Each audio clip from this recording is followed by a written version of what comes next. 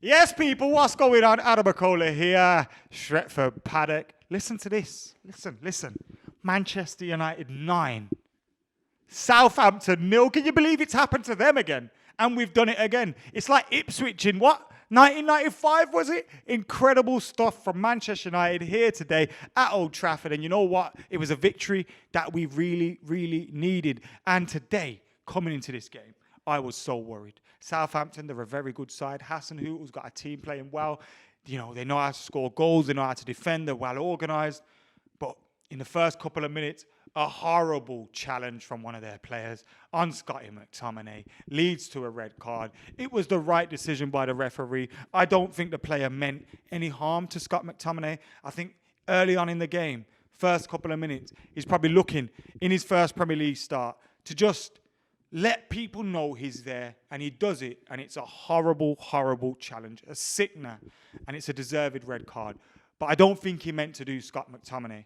Scott McTominay did have a massive, you could see the bruises on his leg, you could see the marks on his leg. It was a horrible tackle, deserved red card. And from there, it was comfortable for Manchester United and just what the doctor ordered.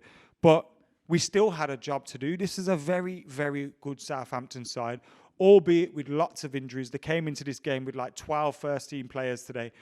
They've got lots of injuries, but they know how to defend. They know how to be organised. They know how to keep their shape. But we put them to the sword today. We absolutely put them to the sword. In the first half, the movement of Cavani, the movement of Rashford and Greenwood and Bruno Fernandes caused them all sorts of problems. And the goals came so easily. It was 4-0 at half-time for Manchester United.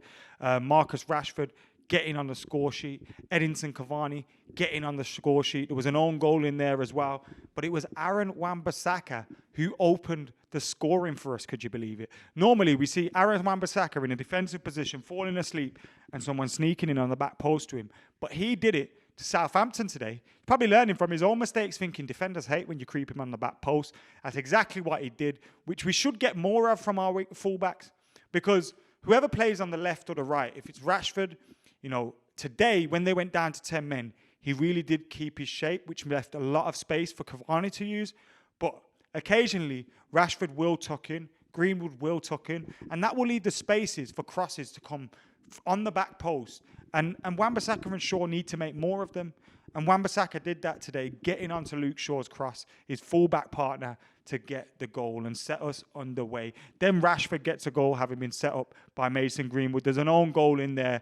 And just before halftime, Edinson Cavani with a typical poacher's header to make it 4-0. United could have, maybe should have, had a penalty just before halftime when Edinson Cavani was brought down. I thought on the line was in the box and therefore it should have been a penalty. The referee gave it as a penalty, but VAR overturned it and gave it as a free kick. Fine, but, you know, I say fine, it's not fine. Because regardless of the score, it was a penalty. Do you know what I mean? So it's a little bit frustrating in that sense. But at the same time, 4-0 up, you can't complain. The only problem for me with that is Edinson Cavani didn't come out at half-time. He didn't come out for the second half. Anthony Martial came on. Now, that could be because Ole Gunnar Solskjaer saw Cavani's got a goal. You know, Martial needs goals. We're playing against 10 men at home, 4-0 up. Surely the chances will come and Martial can get the goal that he needs. But would Cavani be coming off when we're playing against 10 men and it's half-time and he's got... Because he'd want to get... So I'm hoping that's not an injury issue. At half-time, we made a number of changes. Luke Shaw come off for Donny van der Beek. Again, I hope that's not an injury issue. And Ollie was just looking to rest them because there were two very important players in that first half. You know, if they played a full game and they play like that, you're probably calling them man of the match because they were very good in that first half. In the second half, Donny van der Beek comes in. Fred kind of started to occupy a left-back position, and Anthony Martial came into that forward position. And it was Anthony Martial that got us underway with the 5th goal. He also got the 8th goal as well, if I remember correctly, if I have counted correctly in my head, because it was Daniel James that wrapped it up with number 9. That is what I remember for sure. Anthony Martial getting a goal, his first goal was fantastic. The clip over from Bruno Fernandes, the chest, the control, the finish from Anthony Martial did not strike you as a man that wasn't filled with confidence. He then crept through, nearly got a second as he dinked it over the goalkeeper. He probably should have scored in that position, But he went for the dink. It went wide just. And then you're thinking, is his confidence going to be sucked away just after him getting a goal after that? But no, he controls a ball which flashes across the box. 1 touch, 2 touch. It's a goal for Manchester United and Anthony Martial. And he really, really, really needed those goals today. We've been crying out for... You remember against Sheffield United when he should have had that goal that just fell at his feet and he just tapped it in? He needed one of them. But to see both of his goals come and them to actually be high-quality goals was great to see. So happy to have him back in the goals. Now, I don't think he's done enough to be starting the next game if Edinson Cavani is fit, because Cavani, he does so much. But to have Anthony Martial back in the goals, back in the confidence, it's great to see. Last year, he was our Players' Player of the Year. On 24 goals for the season, our top goal scorer. I know loads of people have written him off. I haven't, not here, as you can see. And it was just great to see him get back on the score sheet. But I'd do the same again. Reintroduce him off the bench maybe against Everton. Hope he gets a goal. And then you can start starting him again when Edinson Cavani needs to be rotated in and out. So great to have those 2 number 9s there as well. Bruno Fernandes got a goal too. His goal was a penalty. Anthony Martial won that penalty. So if you want to give him an assist, you potentially could.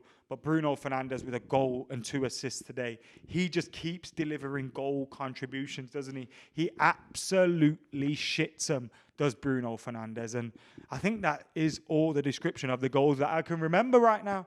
9-0 to Manchester United. A result that we really, really, really, really, really did need. And a delighting result as well, because we could just sit back, relax, cigars and slippers out. It was so fucking easy. But it won't stay that way. We can't get complacent. And that's the one worrying thing about this game. That is, if the lads switch off mentally, we're fucked in the next game, because Everton and Ancelotti are a very difficult team. But the confidence should be there again. It was a vitally important run. And most importantly as well, we got our goal difference up. Because if we are going to be involved in a title race towards the end, goal difference could be very, very important, even for your positions in the top 4. So massively important to get our goal difference much more improved, and a huge, huge win for Manchester United. Scott McTominay got BT Sports Man of the Match, and I'd argue that's probably right because he played both halves and it was really important in both halves for Manchester United. He got a goal as well. How could I fucking forget? I nearly forgot. Hit it so straight, did Scott McTominay. Scotty Too Hot, he got a goal as well. He's my man of the match as well, to be fair to him. But you could have easily gave it to Cavani or Luke Shaw for their first half performances. In the second half, you could have easily given it to Anthony Martial for his performance. You could have easily given it for Bruno Fernandes for his whole performance in the game. It was great to see Danny James come on and get a goal as well.